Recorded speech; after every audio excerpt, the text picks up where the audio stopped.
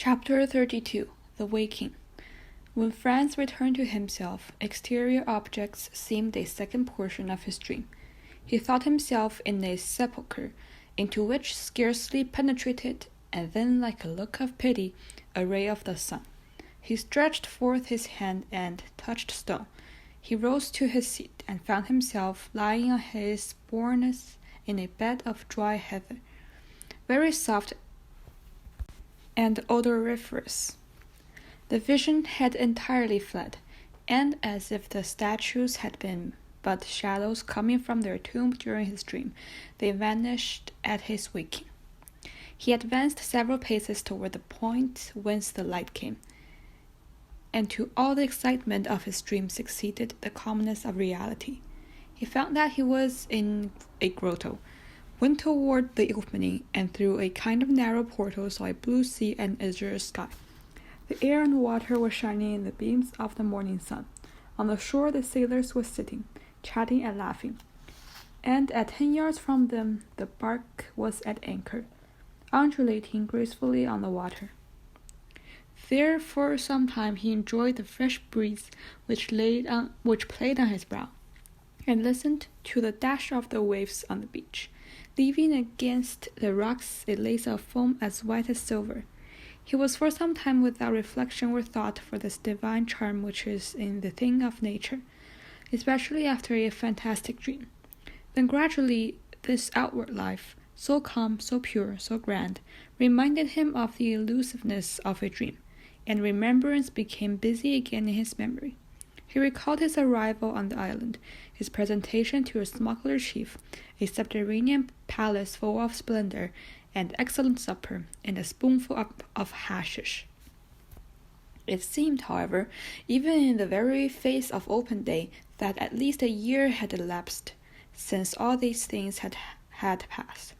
So deep was the impression made in his mind by the dream, and so strong a hold had it taken of his imagination. Thus, every now and then his fancy placed amidst the sailors, seated on a rock, or saw undulating in the vessel one of these shadows which had starred his dreams with their looks and their kisses. Otherwise, his head was perfectly clear, and his limbs entirely reposed. He was free from the slightest headache. On the contrary, he felt a certain degree of lightness, a faculty of absorbing the pure air, and enjoying the bright sunshine more vividly than ever. He went gaily up to the sailors, who rose as soon as they perceived him, and the master, accosting him, said, "The Signor Sinbad has left his compliments for your excellency, and desires us to express the regrets he feels at not being able to take his leave in person. But he trusts you will excuse him, as very important business calls him to Malaga." "So, then, Gaetano," said Franz, "this is, then, our reality. There exists a man who has received me in this isle, entertained me right royally, and departed whilst I was asleep? He exists as certainly as that you may see his small yacht with all her sails spread, and if you will use your glass, you will in all probability recognize your host in the midst of his crew." So saying, Gaetano pointed in a direction in which a small vessel was making sail toward the southern point of Corsica. Franz adjusted his telescope and directed it toward the bark. Gaetano was not mistaken. At the stern the mysterious stranger was standing up, looking toward the shore, and holding a spyglass in his hand. He was attired as he had been on the previous evening, and waved his pocket handkerchief to his guest in token of adieu. Franz returned the salute by shaking his handkerchief as an exchange of signals. After a second, a slight cloud of smoke was seen at the stern of the vessel, which rose gracefully as it expanded in the air, and then Franz heard a slight report. "There, do you hear?" observed Gaetano. "He is bidding you adieu." The young man took his carbine and fired it in the air, but without any idea that a noise could be heard at the distance which separated the yacht from the shore. "What are your excellency's orders?" inquired Gaetano. "In the first place, light me a torch." Ah, yes, I understand, replied the master. To find the entrance to the enchanted apartment. With much pleasure, your excellency. If it would amuse you, I will get you the torch you ask for. But I too have had the idea you have, and 2 or 3 times the same fancy has come over me, but I have always given it up. Giovanni, light a torch, he added, and give it to his excellency. Giovanni obeyed. Franz took the lamp and entered the subterranean grotto, followed by Gaetano. He recognized the place where he had awoke by the bed of heather that was there, but it was in vain that he carried his torch all around the exterior surface of the grotto. He saw nothing, unless that, by traces of smoke, others had before him attempted the same thing, and like him in vain. Yet he did not leave a foot of this granite wall, as impenetrable as futurity. Without strict scrutiny, he did not see a fissure without introducing the blade of his hunting sword into it, nor a projecting point on which he did not lean and press, in the hope it would give way.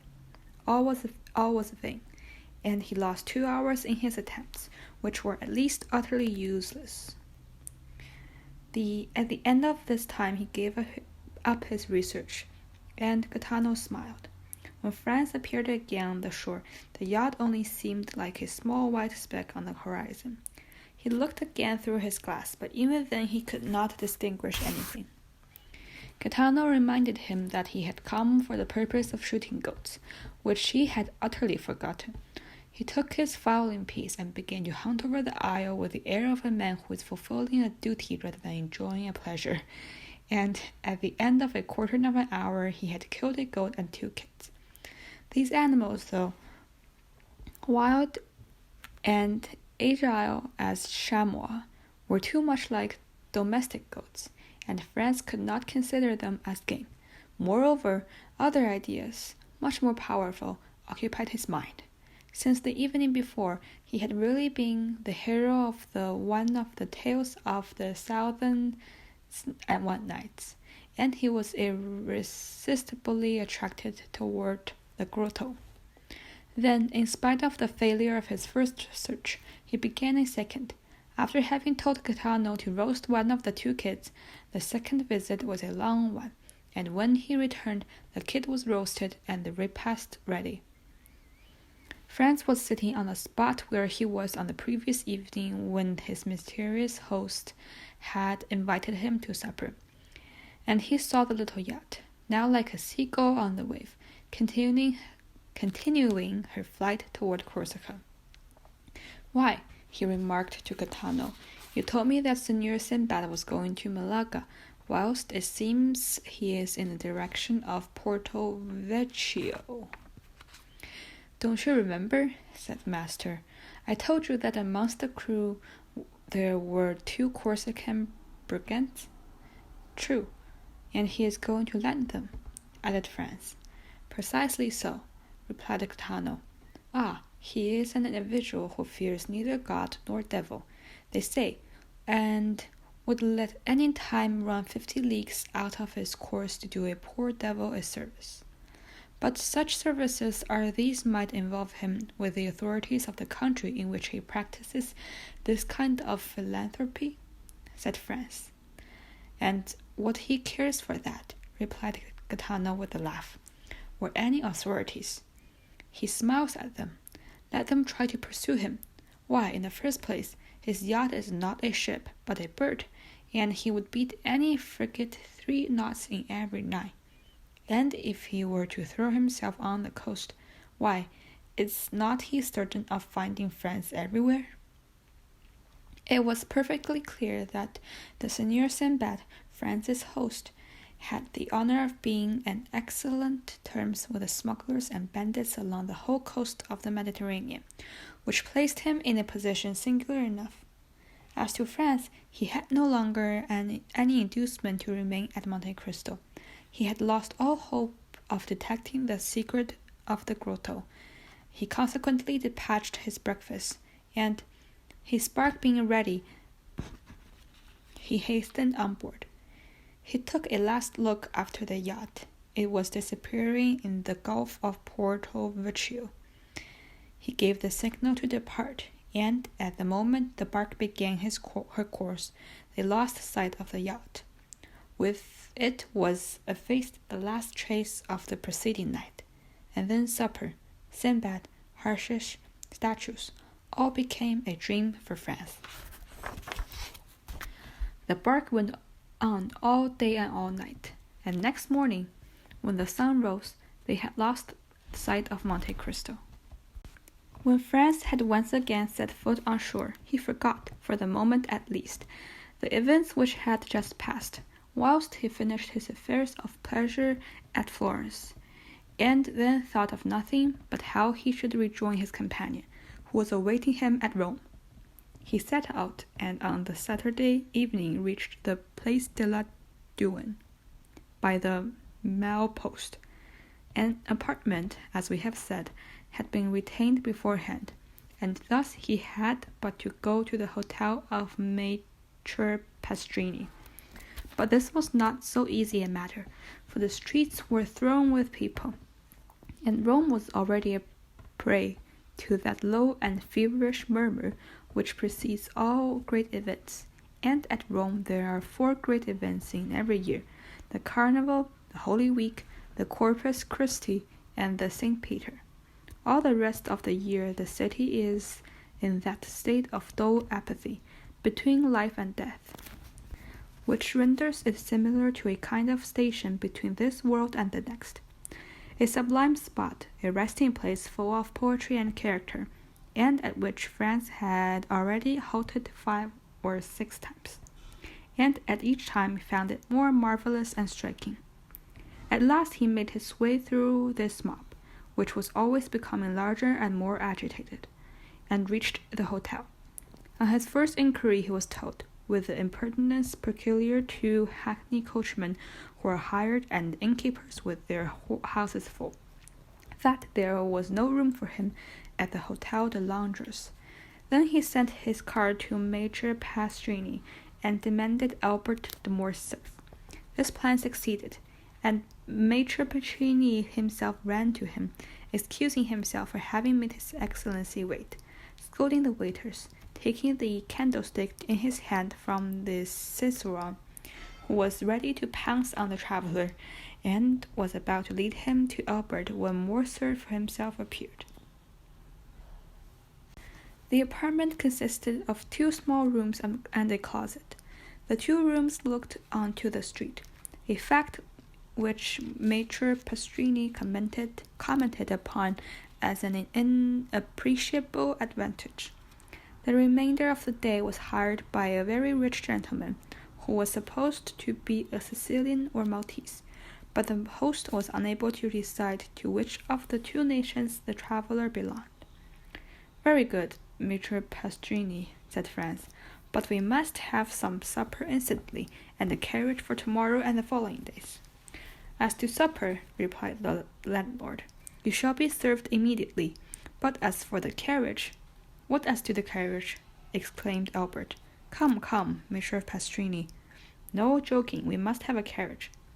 "Sir," replied the host, "we will do all in our power to procure you one. This is all I can say." "And when shall we know?" inquired Franz. "Tomorrow morning," answered the innkeeper. "Oh, the devil! Then we shall pay the more, that's all. I see plainly enough. At Drake and Aaron's one pays 25 francs for common days, and 30 or 35 francs a day and 30 or 35 francs a day more for Sundays and fêtes, and add 5 francs a day more for extras. That will make 40, and there's an end of it. I'm afraid if we offer them double that, we shall not procure a carriage. Then they must put horses to mine. It is a little worse for the journey, but that's no matter. There are no horses." Albert looked at Franz like a man who hears a reply he does not understand. "Do you understand that, my dear Franz? No horses?" he said. "But we can have post horses." "They have been all hired this fortnight, and there are none left but those absolutely requisite for posting. What are we say to this? Asked Franz. I say that when a thing completely surpasses my comprehension, I am accustomed not to dwell on that thing, but to pass to another. Is supper ready, Messer Pastrini? Yes, your excellency. Well then, let us sup. But the carriages and horses? Said Franz. Be easy, my dear boy. They will come in due season. It is only a question of how much shall we be charged for them. More serve, then, with that delighted philosophy which believes that nothing is impossible to a full purse and a well-lined pocketbook, supped, went to bed, slept soundly, and dreamed he was racing all over Rome at carnival time in a coach with 6 horses.